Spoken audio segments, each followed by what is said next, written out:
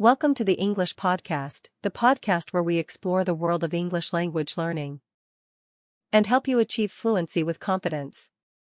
I'm Olivia. And I'm James. Today, we are tackling a crucial topic that affects many English language learners: building confidence in speaking. Welcome to From Passive to Proactive, boosting your English confidence. That's right, James. Many of our listeners have shared their struggles with shyness and self-doubt when speaking English. They feel stuck and unsure about how to improve.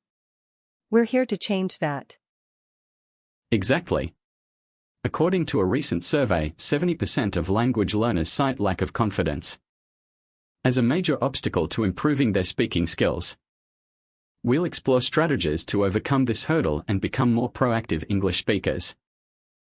Before we dive in, let's hear from one of our listeners, Maria from Mexico City. Maria wrote to us saying, "I've been studying English for years, but I still feel nervous speaking with native speakers. I'm afraid of making mistakes and sounding silly." Maria's story resonates with many of us. We'll address her concerns and share practical tips to help her and you build confidence in speaking English. In this episode, we'll cover 4 key areas: recognizing and challenging negative self-talk, building a supportive learning environment, practicing speaking with purpose, and embracing mistakes as opportunities for growth. Stay tuned, folks. We'll get started with recognizing and challenging negative self-talk.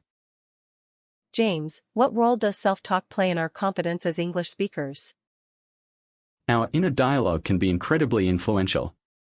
When we think critically about ourselves, it reinforces fear and hesitation. We might say things like, "I'm not good enough," or "I'll never speak fluently." Exactly. These negative thoughts hold us back. How can listeners start recognizing and challenging their own negative self-talk? First, become aware of your thoughts. Notice when you're thinking critically about yourself. Then, reframe those thoughts positively. Replace "I'm not good enough" with "I'm improving every day." That's a simple yet powerful shift. What about affirmations? Can they help? Absolutely. Repeating affirmations, such as "I am capable of learning and speaking English," can rewire our minds with positive thoughts. Our listener, Maria, might find it helpful to write down her negative thoughts and challenge them with positive affirmations. Exactly. By recognizing and challenging negative self-talk, Maria and our listeners can begin building confidence from within. Let's put this into practice. We'll provide a free downloadable worksheet on our website to help you identify and reframe negative self-talk. We'll explore building a supportive learning environment. James, why is this crucial for confidence building? Surrounding yourself with encouragement and resources helps you stay motivated and focused. It's essential to have people who believe in you and provide constructive feedback. That makes sense. What kinds of supportive environments can our listeners create?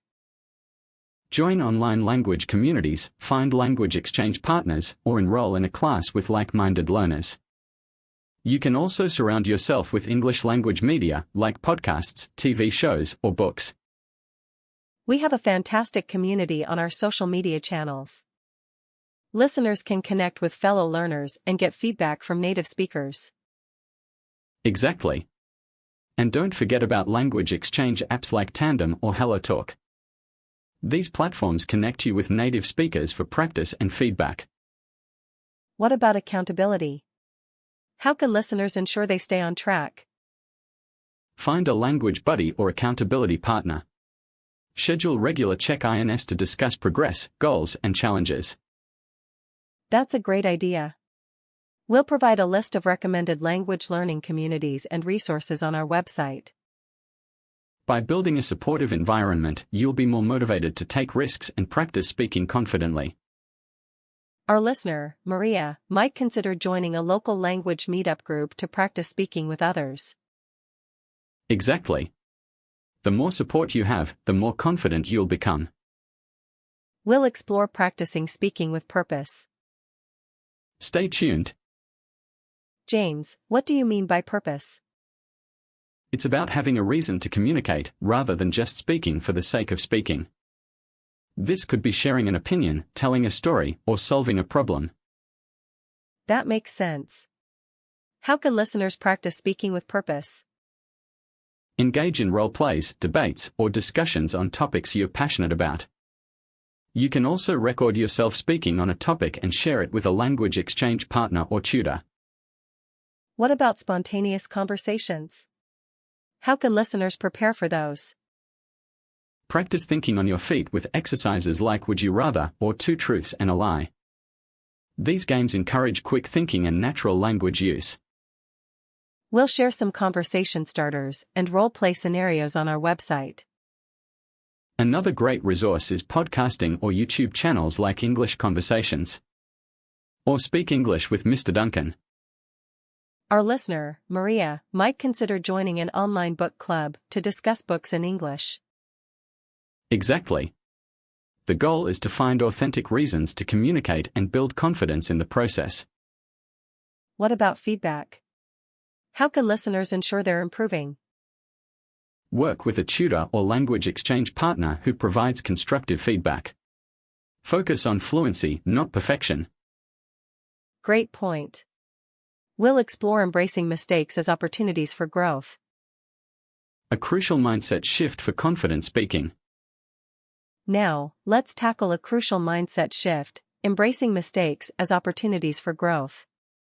James, why is this so important? When we fear mistakes, we hold back.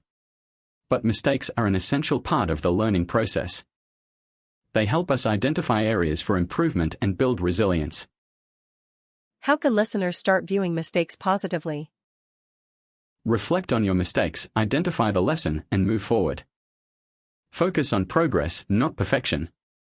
Remember, native speakers make mistakes too. That's reassuring. What role does self-compassion play in this process? Treat yourself with kindness, just as you would a friend. Be gentle with yourself when you make mistakes and celebrate small victories. Our listener, Maria, might find it helpful to keep a mistake journal to track her progress. Exactly. By embracing mistakes, Maria and our listeners will become more confident and willing to take risks in their speaking. Let's read from a special person, Emily, a language learning expert.